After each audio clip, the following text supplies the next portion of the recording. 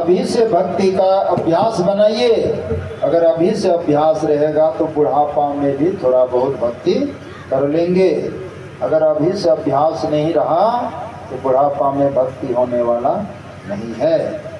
इसलिए नर्तन के बा मान बड़ाई भक्ति करो तो जवानी में। अच्छा, एक बात पूछते हैं आप लोगों से, हम घर जो बनाते हैं, घर बनाते हैं तो नींव कितना मजबूत करते हैं? भीतर वो जो खोदते हैं मट्टी, कितना भीतर तक खोदता है, एकदम टाट मट्टी तक नहीं, और वहाँ से जाली बांध करके कितना सीमेंट, छड़, गिट्टी जमीन के अंदर में दफना दिया जाता है नहीं? उसके बाद टाई भी बांधते हैं, कुर्सी बांधते हैं, कई मर्तब बांधते हैं उसको। ऐसा क्यों कि 2, 4, 10, 20 मंजिला भी हम मकान बनाएंगे तो टस से मस नहीं होगा, मजबूत रहेगा। इसी कारण नींव मजबूत किया जाता है, तल्ली मजबूत किया जाता है। अगर तल्ली आपका कमज़ोर हो, नींव कमज़ोर हो और 2, 4, 5 मंजिला मकान बना दिए, क्या होगा? थोड़ा सा भूकंप आया तो बस सुहा हो जाएगा नहीं? तो हम आपका क्या है, हम आप जितने हैं दुनिया में, हम लोगों का तलिए लचर पचर है ना? नींव कमज़ोर है और मंजिला पर मंजिला बनाए जा रहे हैं। मतलब बेटा बेटी को पढ़ा लिखा करके बड़े बड़े ऑफिसर बना रहे हैं, IAS में क्या क्या करवा रहे हैं नहीं, बड़े बड़े पोस्ट में बेटा को बेटी को भेज रहे हैं, लेकिन संस्कार नाम का कोई चीज़ नहीं है। क्योंकि आपके पास संस्कार नहीं है तो बेटा बेटी को कहाँ से देंगे संस्कार? जैसी तावा वैसी रोटी, और जैसी माँ वैसी बेटी, जैसा धोती वैसा फेटा, जैसा बाप वैसा बेटा। बापे पुत परापत घोड़ा, नहीं कुछ तो थोड़म थोड़ा। तो आप संस्कारी बनिए तो बाल बच्चों को भी संस्कार आप दे पाएंगे। अगर बेटा बेटी संस्कारी हो गया तब तो आपको भी सुख होगा, उसको भी सुख होगा और समाज के लोगों को भी सुख पहुंचाएगा, है ना? तो संस्कार कहीं हटिया बाजार में मिलने वाला नहीं है, कहीं से खरीद के ले आएंगे संस्कार, वैसी बात नहीं है। आपको सत्संग सुनना पड़ेगा, समझना पड़ेगा, और सत्संग सुन समझ करके आप संस्कारी बनिए और अपने अपने बाल बच्चों को भी संस्कारी बनाइए। कैसा जबरदस्त संस्कार होता है। एक गांव में एक बच्चा जन्म लिया, लेकिन शराबी के घर पर बच्चा जन्म लिया और बच्चा रोता था। बड़े बड़े डॉक्टर के पास ले गया, लेकिन बच्चा रोना बंद नहीं किया। एक दिन डॉक्टर के यहाँ से वापस आ रहा था और गांव में जो डॉक्टर होता है, गांव का डॉक्टर रास्ते में भेटा गया। भाई साहब कहाँ से आ रहे हैं? अरे क्या बताएंगे, बच्चा जब से जन्म लिया हम लोग परेशान हो गए भाई, ये शांत तो होता है नहीं, रोते रहता है। कहा हम इस बच्चा का इलाज करेंगे और हम ठीक भी कर देंगे। तो बड़ा बड़ा डॉक्टर नहीं कर पाया, तुम ठीक कर देगा? कहा हम ठेका लेते हैं। ठेका समझ रहे हैं? हम ठीक कर देंगे लेकिन 5,000 टका देंगे।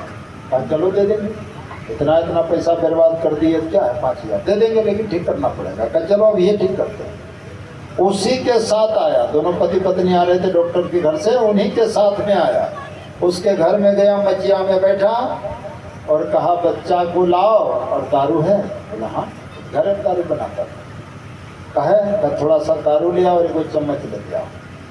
बस एगो कटोरा में थोड़ा दारू ले आया, एगो चम्मच ले आया, और बस दारू में चम्मच डुबाया, और जैसे बच्चा को नहीं शहद चटाते हैं, दारू उठा करके बच्चा को 2-3 बार चटा दिया चम्मच से। बच्चा रोना बंद कर दिया। का पैसा दो 5,000 टका। एक दवा एक टिकिया भी नहीं दिया, कुछ इलाज नहीं किया, 5,000 टका कौन का? तोरा बेटा ठीक हुआ नहीं, रोना बंद किया कि नहीं? अरे दारू चटाने से कैसे बंद हो गया रोना? उसको पता था, क्योंकि वो पड़ोसी था, वो डॉक्टर ना, जिसका बच्चा रो रहा था, दोनों पति पत्नी दारू पीने वाले, पियक्कड़ घर का बच्चा था। यानी माँ के पेट से ही बच्चा दारू पीना सीख गया है, और जन्म लेकर के उसको दारू मिल नहीं रहा है। तो वही डॉक्टर उसको कहा, गांव का डॉक्टर, कि इसको जब जब बच्चा रोएगा इसको थोड़ा थोड़ा दारू चटा देना, बच्चा शांत होगा, इलाज का जरूरत नहीं, बच्चा शांत हो गया। देखिए संस्कार, तो माँ के गर्भ से संस्कार होता है, पहला संस्कार माँ के गर्भ में, और जन्म लेने के बाद छठी संस्कार, नामकरण संस्कार, है ना, मुंडन संस्कार, अन्नप्राशन संस्कार, विवाह संस्कार, उपनयन संस्कार, और अंतिम तो जानते हैं सब लोग, नहीं? इस तरह से 16 संस्कार है। तो कम से कम 2-4 संस्कार तो बेटा बेटी को दीजिए। तो आजकल क्या करते हैं, फैशन में ये दुनिया भूली है क्या, मेहरू मर्दाना बिगड़ल दुनिया के रहनिया कैसे सुधरी, नहीं? आज बेटा बेटी का जन्मदिन में लोग क्या करते हैं, क्या करते हैं सब लोग, केक लाते हैं। क्या वो भारत का नियम है? केक लाते हैं, मोमबत्ती जलाते हैं, और फूंक करके बेटा बेटी को कहते हैं बेटा बुता दो, और क्या शौक से केक को काटते हैं, हैप्पी बर्थडे टू यू गाते हैं, हर मस्ती से केक खाते हैं। अब बताइए तो, इधर पंडित जी हम लोगों को सिखा रहा है अर्जावर्ते जम्बूद्वीपे शुक्ल पक्षे भारतवर्षे, और हम लोग तो विदेश का धर्म को अपना रहे हैं, बेटा बेटी सबको सिखा रहे हैं। लीजिए, तो कहने का मेरा भाव है, सत्संग को सुनिए, समझिए, और हम लोग भारत के वासी हैं। रामचरितमानस को पढ़िए, भगवान शिव 6-7 जगह धन्यवाद दिया। जब हम लोग कोई अच्छा काम करते हैं तो बूढ़ा बुजुर्ग आशीर्वाद देता है, बेटा तुमने बहुत अच्छा काम किया, नहीं? भगवान शिव धन्यवाद दे रहे हैं। रामायण पढ़िए, उत्तरकांड। भगवान शिव कहते हैं, 100 देश धन्य, वो देश धन्य है जहाँ माँ गंगा बहती हो। वो धन धन्य है, धन यानी संपत्ति, जिसका संपत्ति सही काम में खर्च होता है, यानी धर्म में लगता है। वह घड़ी धन्य है, घड़ी यानी समय, वो समय धन्य है जब हम आप सत्संग में होते हैं। और कहा वो कुल भी धन्य है, कुल समझ रहे हैं, कुल खानदान। कहा वो कुल भी धन्य है जिसके कुल खानदान में एक भक्त का जन्म होता है। कहा 21 पीढ़ी वो पितरों को तार देता है, इसलिए वो कुल को भी धन्यवाद दिए भगवान शिव। इस सब बात को सुनिए, समझिए, और घर परिवार में रहते हुए गुरु से दीक्षा लेकर के थोड़ा थोड़ा भक्ति करेंगे। ये लोग पर लोग दोनों जगह बनेगा। तभी हम सुना रहे थे सबरी मैया का प्रसंग। सबरी मैया जो है, श्री सद्गुरु महाराज की जय। सबरी मैया को भगवान श्री राम नवधा भक्ति का उपदेश दिया। हम आप जितने हैं सब लोग भक्ति करते हैं, लेकिन भगवान श्री राम कह रहे हैं भक्ति का तरीका बताया, 9 तरह का भक्ति। भगवान शिव भी पार्वती को सत्संग में जाने कह रहे हैं, और भगवान कृष्ण भी उद्धव को कह रहे हैं, उद्धव संत सदा यति प्यारी, संत मिले तो मैं मिल जाऊं, संत मुझसे न्यारी, उद्धव संत सदा अति प्यारी। तो भगवान श्री राम क्या कह रहे हैं सबरी को, सुनिए। प्रथम भगति संतन कर संगा, दोसर रति मम काथा प्रसंगा। ये सबरी प्रथम भक्ति है संतों का संग। कौन कह रहे हैं? मर्यादा पुरुषोत्तम भगवान श्री राम। प्रथम भक्ति संतों का संग करना, यानी सत्संग में जाना प्रथम भक्ति। दूसर रति मम कथा प्रसंगा, जहाँ कथा प्रसंग हो उसको प्रेम से सुनना, दूसरी भक्ति। गुरुपद पंकज सेवा, तीसरी भक्ति अमान, मान रहित होकर के गुरु का सेवा करना, तीसरी भक्ति। और चौथी भक्ति करे कपट तजी गान, यानी जो घर पर स्तुति विनती करते हैं भगवान का। कितना हो गया? 4 भक्ति। मंत्र जाप मम दृढ़ विश्वासा, पंचम भजन सो वेद प्रकाशा। जो गुरु से दीक्षा लिया है का उस मंत्र को विश्वास पूर्वक जाप कीजिए तो 5 भक्ति हो गया। और 6 भक्ति में कहा इंद्रियों का रोकने का स्वभाव बनाना, यानी मन जो कह रहा है उसके अनुसार नहीं चलना, नहीं, झूठ चोरी नशा हिंसा से बचना। ये हो गया 6 भक्ति। और 7 भक्ति में कहा जितना जीव जंतु है, भगवान राम कह रहे हैं, सातम सम मोहि मैं जग देखा, मोते संत अधिक करी लेखा। भगवान राम कहते हैं जितने जीव हैं सब में मेरा रूप देखना, और संत को मुझसे भी विशेष करके मानना। और 8 भक्ति में कहा जो लाभ हो उसी में संतोष करना। 9 भक्ति में कहा मेरा भरोसा रहना। ये 9 भक्ति में परिपूर्ण हो गए। और भगवान राम कहते हैं 9 भक्ति में किसी को एक भी भक्ति हो वो मेरा अतिशय प्यारा है। तो सत्संग में आने से कई गो भक्ति हुआ? सत्संग में आने से 1 भक्ति, सत्संग को सुन लेते हैं प्रेम से 2 भक्ति, गुरु को प्रणाम करते हैं 3 भक्ति, और घर में जाके जो स्तुति विनती करते हैं तो 4 भक्ति। नहीं तो सत्संग में आने से 3 भक्ति तो हो गया।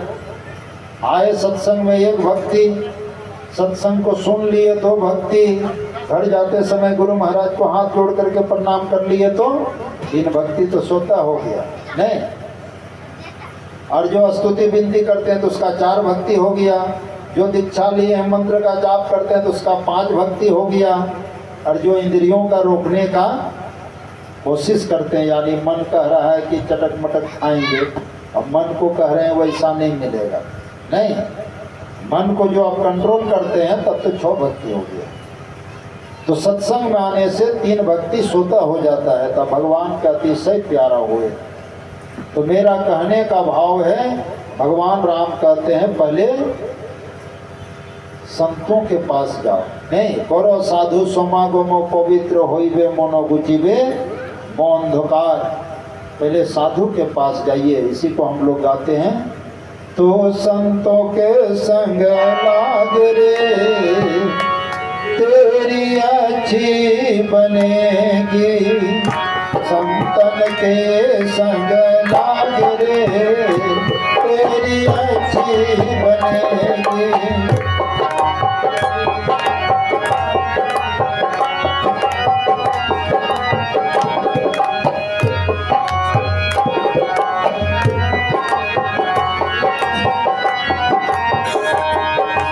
अच्छी बनेगी तेरी बिगड़ी बनेगी, अच्छी बनेगी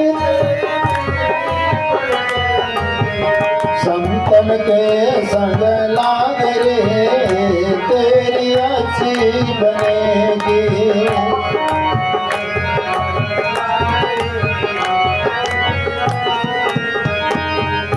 हंसन की गति हंस जाने,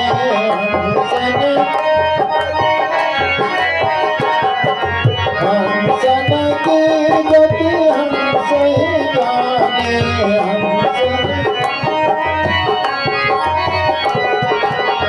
का जाने कोई काग रे तेरी अच्छी बनेगी, का जाने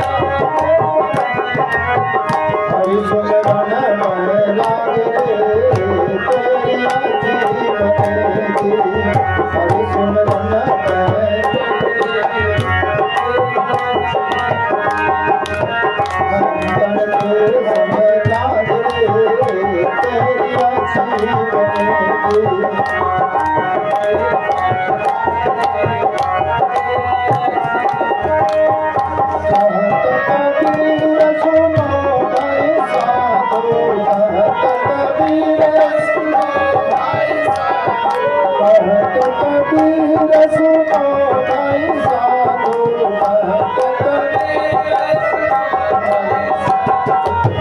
राम भजन को लाग रे तेरी बनेगी राम भजन को लाग रे तेरी अच्छी बनेगी संतन के संग लाग रे तेरी अच्छी बनेगी संतन के संग लाग रे तेरी अच्छी बनेगी अच्छी बनेगी तेरी बिगड़ी बनेगी अच्छी बनेगी तेरी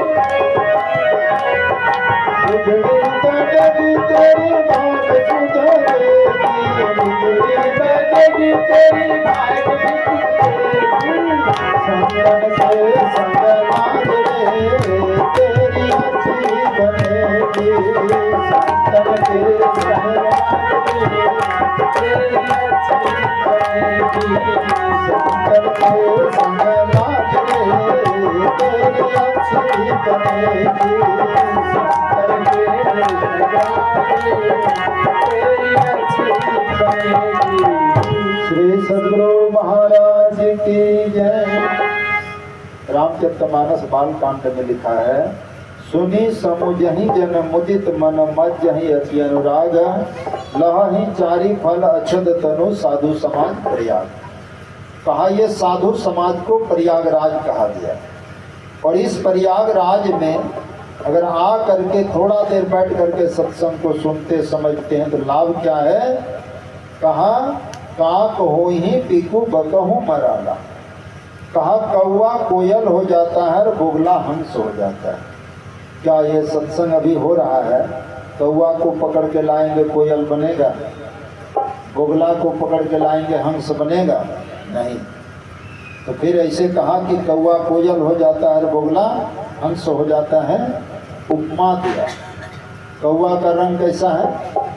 काला, और कोयल का दोनों का रंग एक जैसा है, लेकिन बोली में अंतर है। कौवा अगर छत पर बैठ करके बोले तो लोग ढेला पत्थर मार करके कौवा को भगाता है, और उसी जगह अगर कोयल बोलना शुरू करे तो लोग प्रेम से उसका बोली सुनता है। कहा कौवा के तरह मनुष्य जिसका समाज में बोली लोग पसंद नहीं करता है, वैसा व्यक्ति भी अगर सत्संग में आना शुरू कर दे, सत्संग को सुनने समझने लगे, का कोयल के तरह उसका भाषा हो जाएगा, यानी मधुर भाषा हो जाएगा, है ना, मधुर भाषी हो जाएगा। लोग उसका बोली सुनने के लिए इंतजार करेंगे। और हंस और बोगला का उपमा दिया, जो रात दिन मांस मछली दारू शराब में जो डूबा हुआ व्यक्ति, वैसा व्यक्ति भी अगर सत्संग में आना शुरू कर दे, शराबी जुआरी जो भी हो, कहा उसका धीरे धीरे सुधार हो जाएगा। उपमा दिया, हंस को दूध और पानी मिला के दीजिए, हंस में वो विवेक है, दूध को पी लेंगे और पानी को अलग कर देंगे। कहा जो शराबी था, जो जुआरी था, जो मांसाहारी था, अगर वह सत्संग में आने लगेंगे तो उसको विवेक हो जाएगा, क्या खाना चाहिए, क्या नहीं खाना चाहिए, क्या करना चाहिए, क्या नहीं करना चाहिए। मांस मछली दारू शराब वो छोड़ देंगे, है ना, यानी बोगला हंस हो गया। और कहा सत सुधरहि सत्संगति पाई। मूर्ख आदमी, दुष्ट आदमी इस तरह सुधर जाता है जैसे पारस मणि एक पत्थर है, उस पत्थर को लोहा में सटाने से सोना बना देता है। कहा संत महापुरुष के पास वो क्षमता है, वो गुण है। आप शराबी हैं, जुआरी हैं, जो भी आपके पास अब गुण है, आप उनके पास जाएंगे, सत्संग को सुनेंगे, समझेंगे, वो अपने गुण प्रभाव से आपके अंदर में जितना दुर्गुण है, अवगुण है, उसको समाप्त करके सद्गुण ही सद्गुण कर देंगे। उपमा दिया, वाल्मीकि नारद घट जोनी निज निज मुखनी कहीं निज होनी। रत्नाकर इतना बड़ा डाकू था, इतना मर्डर किया था, जब वो साधु बन गए, यानी दीक्षा लिया नारद बाबा से, तो जनों जो पहनते हैं ब्राह्मण लोग, उसको ओजन किया गया तो 70 मन हुआ। बिना जनों वाले को कितना मारा होगा उसका कोई गिनती नहीं। जनों ओजन किया 70 मन। कितना बड़ा पापी था, उल्टा नाम जपत जग जाना वाल्मीकि भय ब्रह्म समाना। अंगुली माल इतना बड़ा डाकू, लोगों को मार करके अंगुली काट के माला बना लेता था। भगवान बुद्ध जब गए समझाने तो उसको भी काटने दौड़ा था। भगवान बुद्ध को कहा ठहर जाओ, भगवान बुद्ध ने कहा मैं तो कब का ठहर चुका हूँ, तुम कब ठहरोगे। और भगवान बुद्ध के पास आकर के वो जो है हथियार जैसे उठाया, लेकिन भगवान बुद्ध के धर्म के प्रभाव से, आभा से वो तलवार जो है हाथ से छूट गया, घुटने का बल गिर गया। और भगवान बुद्ध उपदेश के, अरे पापी तुम क्यों इतना पाप कर रहे हो, कितना माताओं को तुमने विधवा बना दिया, कितना बच्चा को तुमने अनाथ कर दिया, ये पाप तुमको भोगना पड़ेगा। इसलिए तुम एक काम करो, हमसे युक्ति भेद लो और ध्यान भजन करो। तब उनसे युक्ति लिया और ध्यान किया, जिसका नाम हुआ अहिंसक।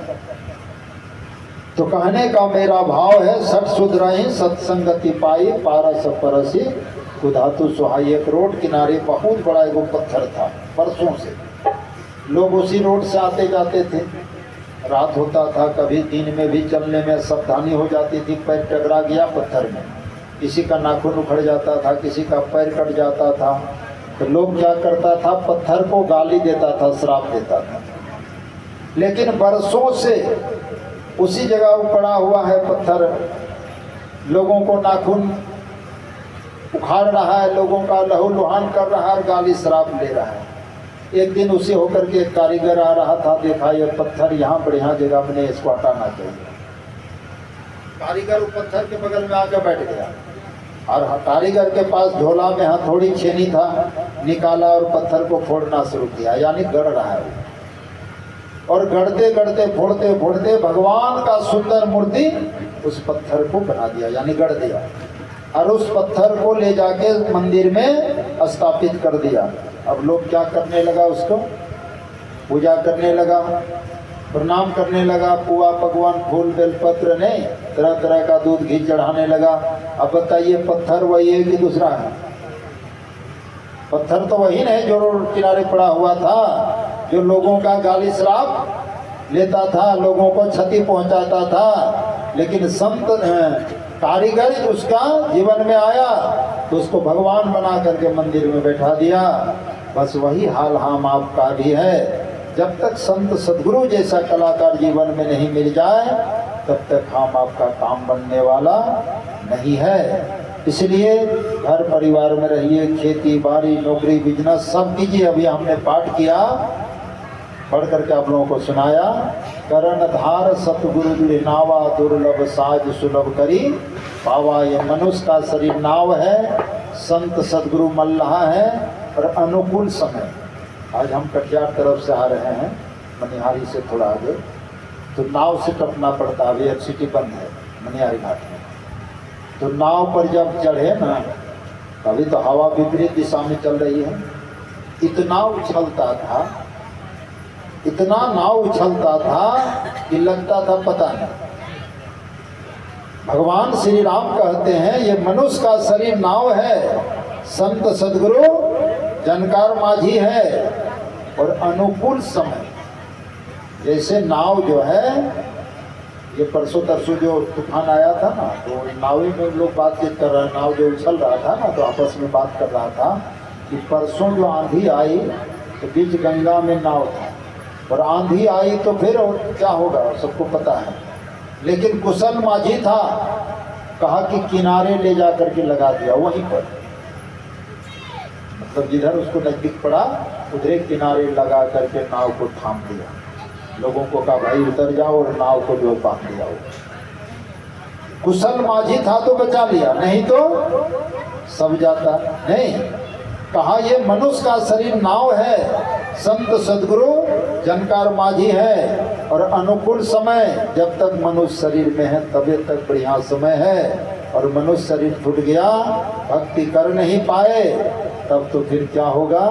कबीर साहब फैसला सुना दिया, ऐसो जन्म नहीं पैबे रे मन को, ऐसो जन्म नहीं पैबे रे।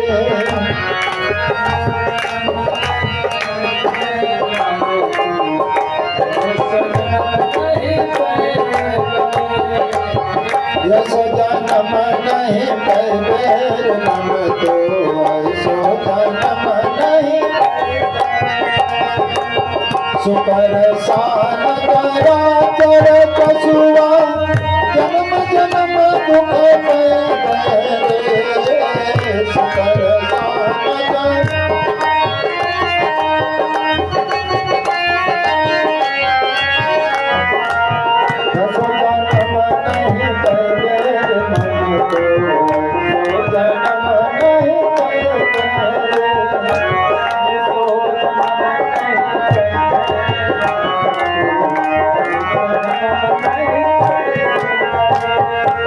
शरीर पा करके अगर भक्ति नहीं किए मर करके चले गए कैसा शरीर मिलेगा। चारों पर तो सीधा मुख इसके हरि गुण गए चारों पर तो इसके हरि गुण गए ऐसो जन्म नहीं पैबेर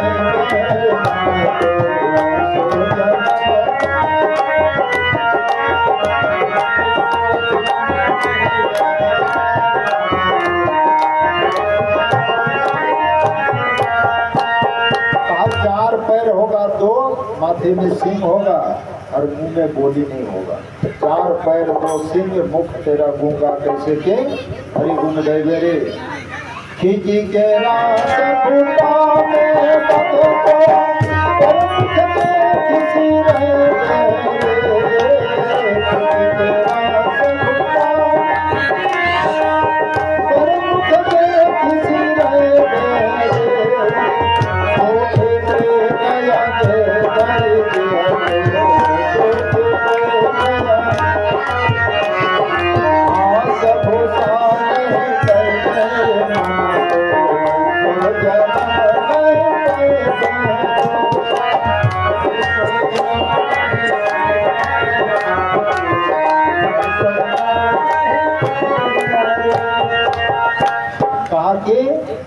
खींच के रासा खूंटा में बांध तो पर मुख देखी सिर मेरे रस्सा गला में लगा के खींच करके खूंटा में बांध देगा। बगल में हरी हरी घास और आपके सामने सूखी नरुआ नहीं दूसरा का मुंह देख करके टुकुर टुकुर ताकेंगे। अगर गधा का ऊंट का शरीर मिला तो क्या होगा। भारी बोझा तोरा पीछे पर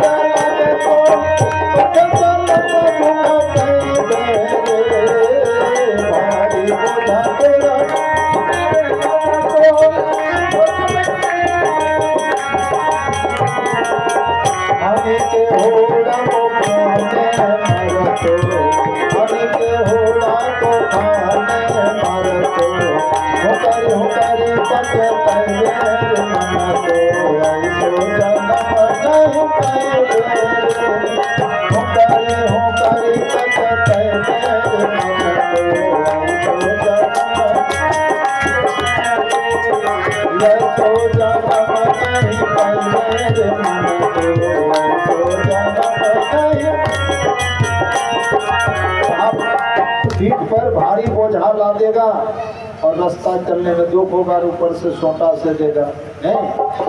अंतिम कबीर साहब ने कहा चल ही के बेरी पचत रे मन को ऐसो जन्म नहीं पैबेर चल ही के बेरी पचत रे मन को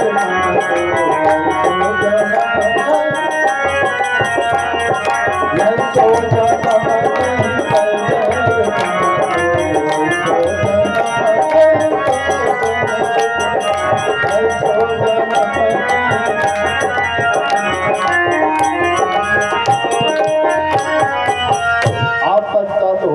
जब चिड़िया चुग गई फिर यानी लास्ट में गाय घोड़ा गधा कुत्ता का शरीर में जा करके अफसोस करने से पछताने से समझ गया अब पछताने से क्या लाभ। इसलिए घर परिवार में रहिए खेती बाड़ी नौकरी बिजनेस सब कीजिए गुरु से दीक्षा लेकर के भक्ति करेंगे। अगर शरीर छूट गया भक्ति पूरी नहीं हुई मर करके स्वर्ग जाएंगे स्वर्ग सुखों को भोगेंगे और श्रीमान कुल में जन्म होगा, मनुष्य शरीर में जन्म होगा, बार बार मनुष्य का शरीर मिलेगा, इसका गारंटी गीता पढ़ कर लिखी। स्वल्प मापी, थोड़ा सा भी ध्यान भजन सत्संग महाभय से बचाएगा। आप कहेंगे बाबा दीक्षा नहीं लेंगे, एकादशी चतुर्दशी द्वादशी पूजा पाठ तीर्थ व्रत करेंगे, मनुष्य शरीर नहीं मिलेगा। मिल भी सकता है, नहीं भी मिल सकता है, उसका कोई गारंटी नहीं है। तो आपने इतना दान पुण्य किया, पूजा पाठ किया, तीर्थ व्रत किया, सब बेकार जाएगा? बेकार नहीं जाएगा, मिलेगा। बड़े बड़े घर में जाके देखिए, सेठ साहूकार के घर पर लोग कुत्ता पालते हैं, कुत्ता एसी रूम में रह रहा है, बढ़िया से बढ़िया भोजन है, और बाबू लोग जब 4 बजे कार से सैर करने घूमने निकलते हैं तो बाबू बैठता है कार पर और कुत्ता बैठता है कहाँ? बाबूजी के गोद पर। क्या ये बुरा कर्म का फल है? मनुष्य शरीर से दान पुण्य किया, पूजा पाठ किया, लेकिन बिना गुरु से किया, शरीर बदल करके कुत्ता में चला गया। सुख सुविधा है लेकिन शरीर कुत्ता का हो गया। लेकिन एक सत्संग का पुण्य बतला रहा है, बार बार मनुष्य शरीर मिलेगा। सबरी मैया को 3 जन्म लगा, खिखरनी राजरानी सबरी। भगवान बुद्ध को 550 जन्म लेना पड़ा, केवट को 2 जन्म लेना पड़ा। हम आपको भी कितना जन्म लेना पड़ेगा इसका ठिकाना नहीं है। तो बोलने का तो बहुत बात है, लेकिन समय को देखते हुए मैं अपना वाणी को यहीं पर विराम देता हूँ। और ये जो सत्संग का कार्यक्रम करवाया गृह प्रवेश के शुभ अवसर पर, मैं गुरु महाराज से विनती करता हूँ, इस